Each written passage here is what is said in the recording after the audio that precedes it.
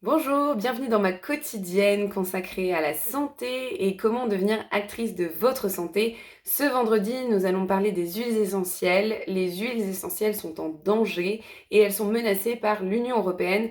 Je vous mets le lien en bas pour signer la pétition pour sauver les huiles essentielles.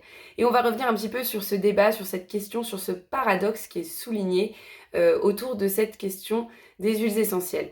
Alors, ce qu'il faut comprendre en fait, c'est que l'Union européenne va chercher à interdire une partie des huiles essentielles d'ici 2025 et va rendre en fait impossible l'étiquetage et le suivi de ces huiles essentielles par les petites distilleries et ceux qui travaillent avec ces petites distilleries. Donc, de manière pratique, ça conduit à l'effondrement d'écosystèmes qui existent depuis aussi longtemps que la France ou l'Italie existent, qui sont des écosystèmes où on a en fait toutes les savonneries, toute une partie des parfums naturels, et puis les gens qui ramassent ces plantes et les gens qui font la distillerie elle-même. Et puis évidemment, l'écosystème, ça va être aussi tous les professionnels des soins alternatifs et toutes les personnes qui utilisent de manière générale ces huiles essentielles en étant conscients de ce qu'ils font. Donc en fait, c'est tout cet écosystème-là qui est menacé. Et ce qui est menacé, c'est votre responsabilité, parce que j'intitule cette chronique Devenir responsable de sa santé. Mais comment être responsable de sa santé si on n'a pas les moyens de pouvoir légalement se procurer ce qui peut justement nous permettre d'être acteur de sa santé. Et quand on est actrice de sa santé, eh bien on sait ce qu'on fait, on prend la responsabilité sur soi et on a conscience avant toute chose que oui, les huiles essentielles, ça n'est pas n'importe quel produit. Oui, ça a des implications sur le corps humain.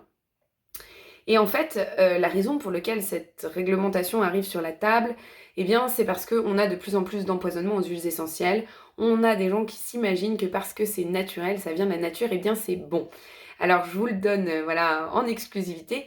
Dans la nature, il y a des tigres, il y a des guêpes, il y a des plantes venimeuses, et des tas de produits dangereux. Voilà, tout ce qui vient de la nature n'est pas bon. Et les huiles essentielles sont à ce titre en partie dangereuses, et parce qu'elles sont efficaces, parce qu'elles touchent à votre biologie, évidemment, et c'est pour ça qu'on l'utilise en thérapeutique. Donc on n'utilise pas les huiles essentielles n'importe comment. Et pour vous donner qu'un exemple, l'huile essentielle de cannelle, en une cuillère à soupe, est mortelle. Voilà, comme ça le problème est réglé. Donc quand on utilise des huiles essentielles, on se forme, on s'informe, et on fait attention à ce qu'on fait. Et en fait, si vous voulez, là, on est en train de nous traiter d'irresponsables, on cherche en nous traitant d'irresponsables, à nous protéger malgré nous, et donc, plus on nous protège malgré nous, plus on est irresponsable, et moins on a de chances de devenir acteur de notre santé. Et là, c'est tout le nœud donc, que je souhaitais vous souligner. Donc, nous sommes responsables, nous sommes acteurs de notre santé, et donc, on signe la pétition pour que les huiles essentielles restent en libre accès. Voilà, je vous souhaite une bonne journée et je vous dis à lundi pour une vidéo sur la santé des enfants.